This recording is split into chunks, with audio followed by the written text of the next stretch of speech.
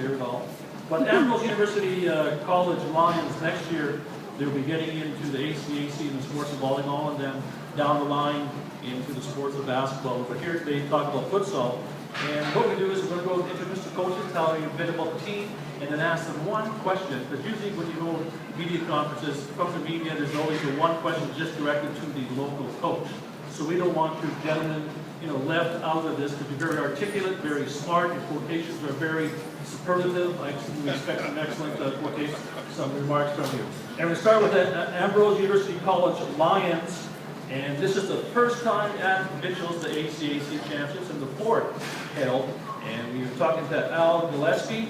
And Al, with your team, it's a small college in Calgary. How hard is it to recruit athletes and quality athletes? And what does futsal mean to the school program?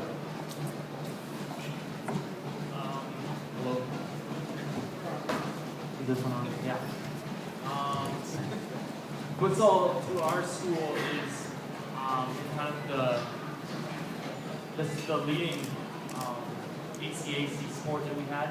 It's kind of showed to the school that we can compete in ACAC, so making it available for the other teams to come in and step up and let the school fund that as well. As for recruiting, it is tough. We are a private school, which is a little bit different than some of the non-private schools. So the tuition's a little bit higher, so it's harder to recruit to our school. So, yeah. Great, thank you. That's a goal. That's a great one. You did a great job there. And with Paul Barnett, the head coach of the women's team, Paul, you placed fourth in 2012. Now, moving from the ACAC, which is Alberta Colleges Athletic League, what is the caliber difference from the ACAC going to the ACAC, and was that hard to adapt to the Lions? No, it wasn't hard at all for us to adapt on the inside. We've been doing ACAL now for 10 years, and I didn't find sure the caliber was a lot quicker, a lot more strategic, a lot more play strategy wise. I was able to coach them, and 2012 when we finished fourth, that was actually my year off. Okay. So I'm not saying things could have been different last year, but coming forward and going ahead, that's pretty positive. So what does your team have to do now to go from that fourth to that next level, third or second or first? Well, in the last couple of years we've had a young team, so now we have a lot of vets, a lot of mature students that are now more eager and more ready for the competition. So I think great mentality there. Okay, thanks, Paul. And that's Paul Barnett, head coach of the Ambrose University College Lions. Next up, we have a coach from the Lakeland College Wrestlers based in Lloydminster. He does double duty with the men's and ladies team, Kevin Wagner. And the men's team, quite prestigious outcome the last 3 years. 2011, they were ACAC gold medal champions. 2012, ACAC gold medal champions. And 2013, the only school of men's competition to date. They were silver that year, but the only men's team to place the medals all 3 years. Kevin Wagner, first off, congratulations for your success. And the women's team are defending champion. How hard is it for a coach to go double duty coaching two teams, and does your wife mind that? Time management is critical, and that's been hard for her. We've managed to work our programming so that we can still run high-performance programs. I'm very dependent on my players to set up some of our programming so that it is player-led. At times, I'm dependent on the one assistant coach that I have within our program as well. But it's part of the responsibility. And at Lakeland, futsal is a very big part of our program. So running 2 semesters is key for us in recruiting and in trying to develop instead of a seasonal planning to a yearly plan almost. And if you want to speak closer to the mics, and just so we pick it up a bit for the audio. And one final question, Kevin, is is there any differential strategy you have to go, going from men to women or women to men, or is it basically the same strategy for both? The games are different. And then I wouldn't paint that every women's team is the same, so it depends on your players. So the players will dictate how you're going to play every season and every year. The strengths and weaknesses are going to be different for all of the teams every season. So men's and women's programming is different. The way they play the game is different, but they're also different amongst themselves in each season as well. Okay, great. We now go from the border city, Lloydminster, to Medicine Hat, the sunniest city in North America, I believe. I was going to go there last week instead of Miami. But now with Jim Laughlin, Jim, you have a quite impressive resume, a bronze medal in 2011, 2013 for the men, and silver for 2013, 2012 for the women, and gold in 2011. Now you look at some of the teams in futsal competition, they maybe have 6, 7, 8 players. You're carrying enough people for an NFL team.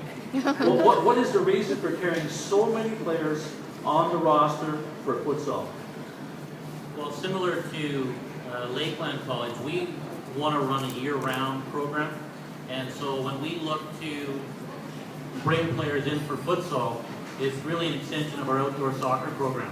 And there's an expectation if you want to maintain a scholarship year-round that you participate in the futsal program. And that's why you'll see numbers quite similar to what you would see on an outdoor soccer team. Okay, excellent, thank you. And now we're to the Europeano College Huskies, host of these 2014 Alberta Colleges Athletic Conference. King Bear is cheering on the Huskies right now. That's our official mascot. He's revamped, renewed, went on a regime program, lost 300 pounds.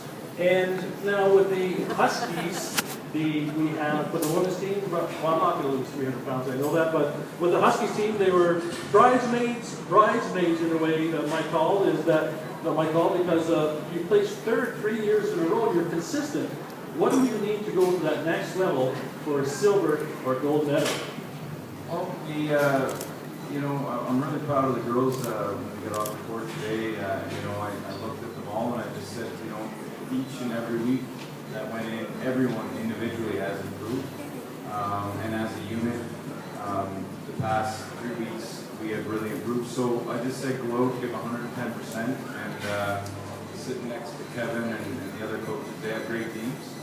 But if we go out and work hard, I think it's a really big possibility that we want to get first, but to get over that hump of third place, we put ourselves in that place, so we're hoping to get there. And one thing I noticed, just you mentioning there, like some of the other sports, basketball, volleyball, they have 17 teams competing, and you see the basketball coaches when they get together, sit down, they're elbowing each other, and I've noticed none of you guys have been kicking each other yet under that, so there's a lot of friendship and camaraderie amongst the coaches, which is great to see. Now we go to the, if you look up the word soccer in the dictionary, you'll see this young man's picture beside it. Connor Brady, he lives and dies soccer. He's been here his entire life nearly, and I think he came here at age of 1, and he still has an English accent, so I can't figure out why. But Connor, what are the pressures, with your passion for the sport of futsal and soccer, we'll call it football, what is the pressure of a defending champion, and also especially on home court? There's always going to be pressure.